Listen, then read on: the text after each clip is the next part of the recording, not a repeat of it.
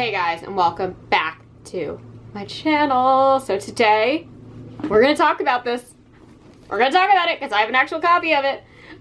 This is Good and Joyful Things by Ania Ahlborn. So you might be like, okay, yeah, it's a book. Why are you this excited? I'm this excited because this has been on my most anticipated to read list since 2023. Since 2023.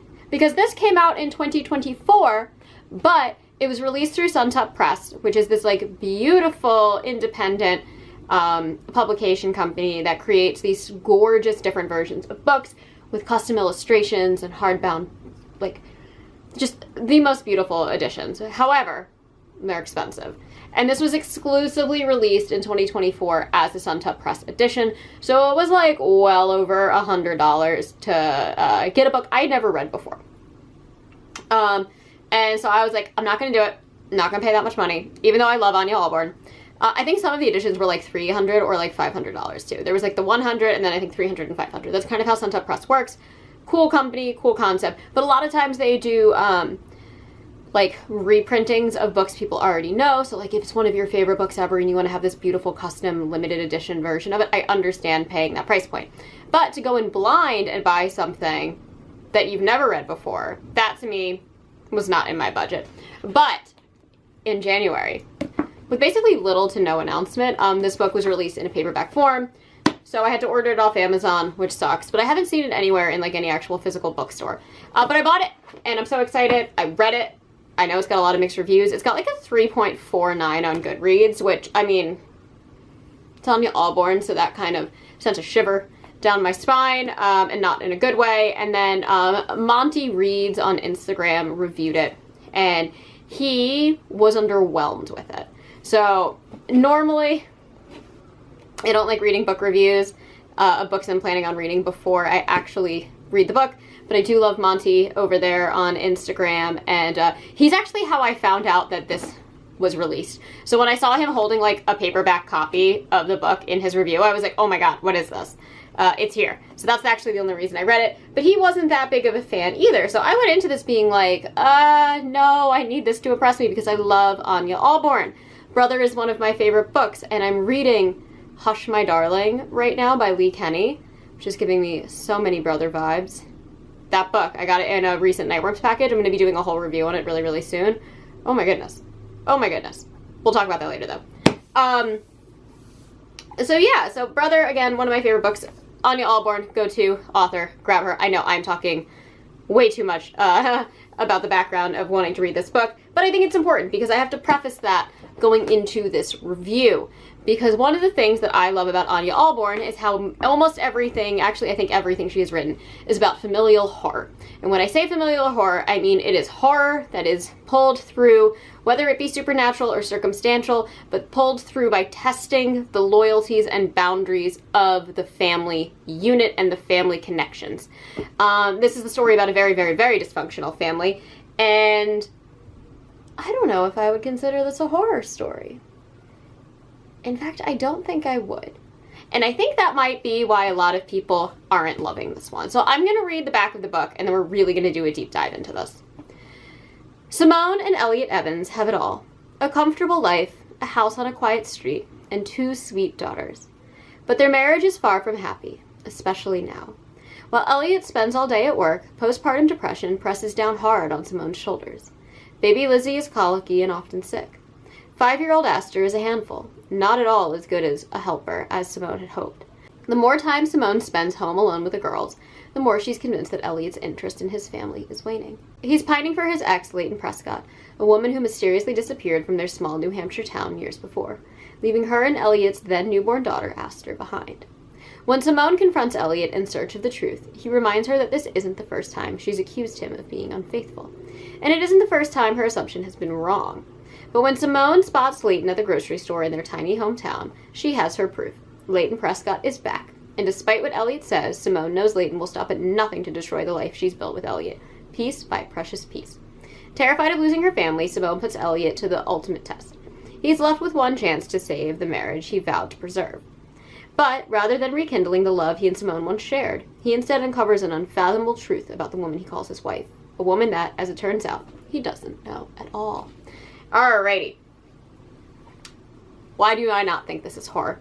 I'm very used to Ania Ahlborn writing about supernatural ideas or things very loosely inspired by very, very pivotal and important pieces of horror media. So you have Seed, which is very much akin to Rosemary's Baby. Not Seed, sorry. You have Palmetto, which is very much akin to Rosemary's Baby. You have Brother, obviously Texas Chainsaw Massacre.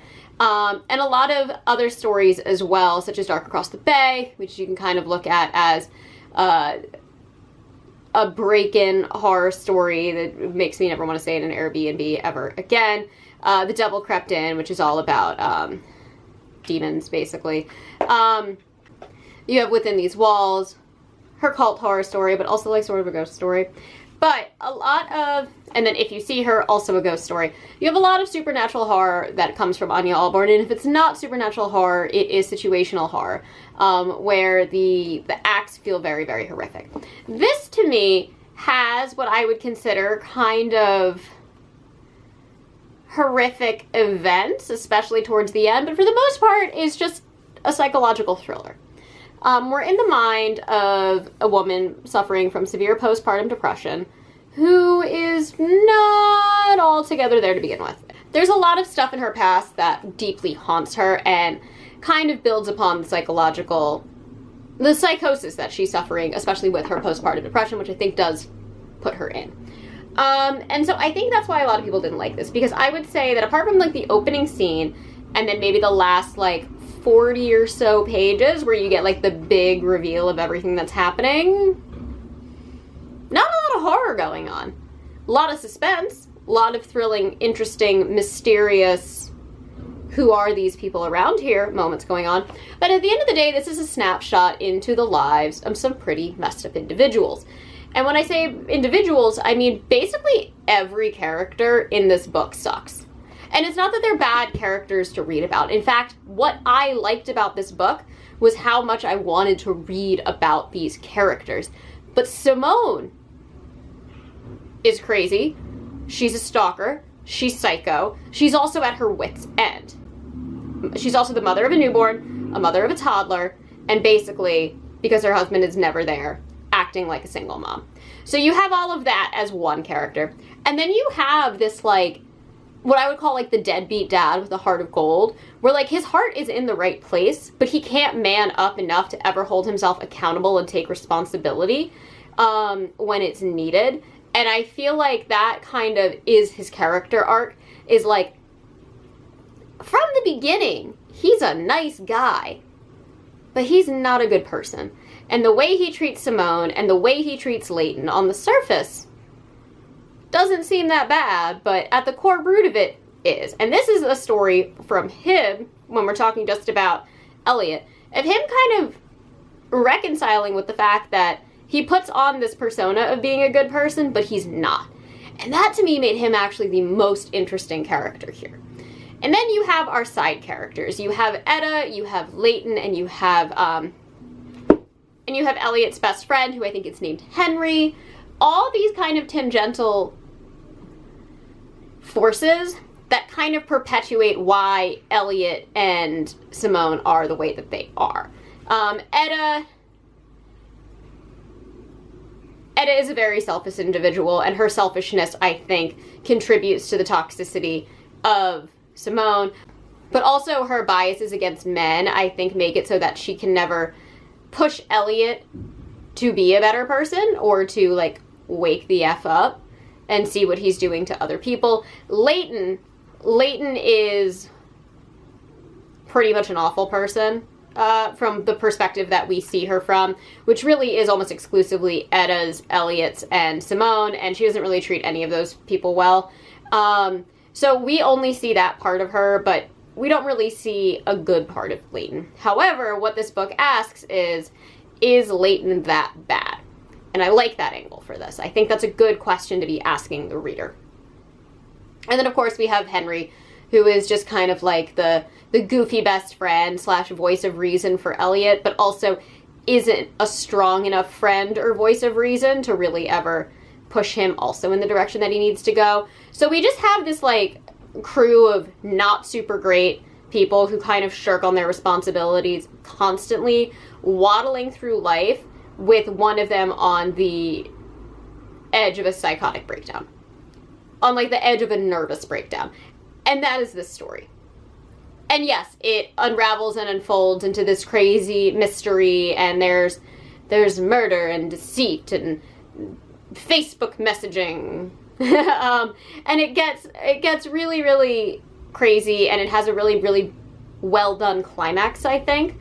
And I quite liked the ending, and I can understand why some people maybe don't, because it doesn't really necessarily say what happens entirely at the end, but I think it implies that like everything goes the way that our final character standing wants it to. I think that's kind of what the last line implies, and I kind of loved that. So this was a 4-star read for me, and it was a 4-star read for me because, again, it didn't feel like a horror story. It felt very much like a slice of life character study on postpartum depression of a struggling mom who doesn't have a husband there to assist her with her kids, who is choosing not to be there and keeping secrets, and what her brain kind of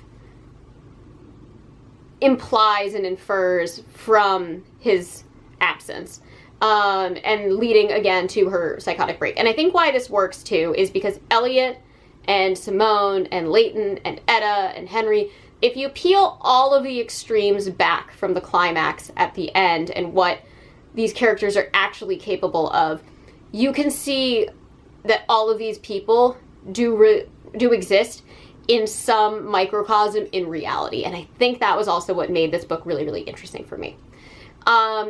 I feel bad for Simone in some regards. I think that one of the harder things about getting through this book is dealing with how absolutely annoying her children are. Yes, Lizzie, I think they say it's like very colicky and is just crying constantly, and it's this like background soundtrack to the entirety of the book, but also builds upon Simone's own frustration. Aster, to me, seemed like a good child who could be easily manipulated, but has definitely been almost spoiled to a fault just to kind of get her to shut up so her mom can have like a moment to herself every now and then. So like the parenting isn't great, and it's then reflected in the attitudes of the children. And so there is a little bit of an annoyance in reading some of those scenes for me personally. But I think that's the point. It's not like Babadook levels where like the kid is just like, the kid is constantly screaming in this book, but you don't actually hear it because it's a book, not a movie. And there were some just like minor plot holes that like really got under my skin, especially at the end. Like, I don't necessarily know if I believe that a car that hasn't moved in 5 years would, you know, all of a sudden like turn on no problem. Same with like a tractor.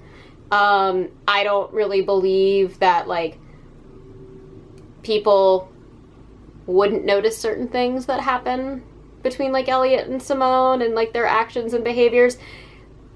But the whole concept is a lot of these people don't notice the things around them just because they're so caught up in themselves.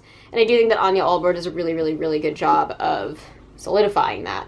But I liked being in Simone's head. I really did. This was a 4-star read. It was a 4-star read. I have a problem. My problem with this novel was that I just don't think it was what I was expecting. I was expecting a horror story because it's Ania Ahlborn, and I got a psychological thriller. And I say psychological thriller in the way that I believe that Silence of the Lambs is a psychological thriller. And it's also a horror story. But if we take the bare bones from it, it is, at the heart, a psychological thriller. And that's what you get here. The horror is really absent, and there's a lot of sympathizing with basically being a single mom in this story. And it's a lot of it. And it feels almost like a drama for the first half of the book before everything starts to unravel and unwind. And if you're not prepared for that, this might not be the book for you. But I think she did a great job with it. Yes, there's a lot of typos. And I think that's because this is self-published. Yeah, this is entirely a self-published novel. And for being a self-published novel, that's fine. Like, when I first started reading it, I was kind of a little peeved by how many typos there are in there. But it was kind of easy for me to just gloss over. And I do hope somebody like Tor Nightfire or something picks this up and cleans up a lot of those typos. because I do see this having a place in Ania Ahlborn's bibliography as something to talk about, because it is also just vastly different from what she normally does, while still at the crux of it really focusing on the family dynamic and the horrors of things that can actually happen in reality, which is something that Ania Ahlborn does very, very, very well. But going into this, just know, not a horror story. Not a horror story. Definitely a, like, slice of life snapshot at an extremely dysfunctional family filled with extremely unlikable, self-centered people. But 4 stars. I'm gonna leave it at that. Yeah, I feel like I could do a whole, like, spoiler thing on this. I, like, thought I figured out the twist, and I was, like, kind of right. But, like, the big reveal of, like, what exactly, of, like, where exactly Leighton left to, that one I got a little bit wrong. Like, I definitely figured out why she went away, but I didn't quite get how she went away. So I liked that. Anyways, definitely happy to have read this one. It's a long one too. It's 400 pages. But I definitely think it's worth checking out if you're a fan of Ania Ahlborn. But maybe don't pick this up if this is like your introduction to Ania Ahlborn. I do not think you will get classic Ania Ahlborn out of this. But if you are a fan, I think you will appreciate this for what Ania Ahlborn does. I'm very excited to just read her upcoming 2025 release as well. I will really pretty much pick up anything Ania Ahlborn writes. I think she's a fantastic writer, and I am happy that she is branching out into other things. But yeah, definitely not the norm for her, but definitely not a 3-star read like I've been seeing some people saying. But that's just my personal opinion. You guys are totally entitled to your own. That's all that I have for you guys today. As always, I am trying to post twice a week, and if you enjoy these videos, please hit the like and subscribe buttons down below, and I will catch you on the next one. Mwah.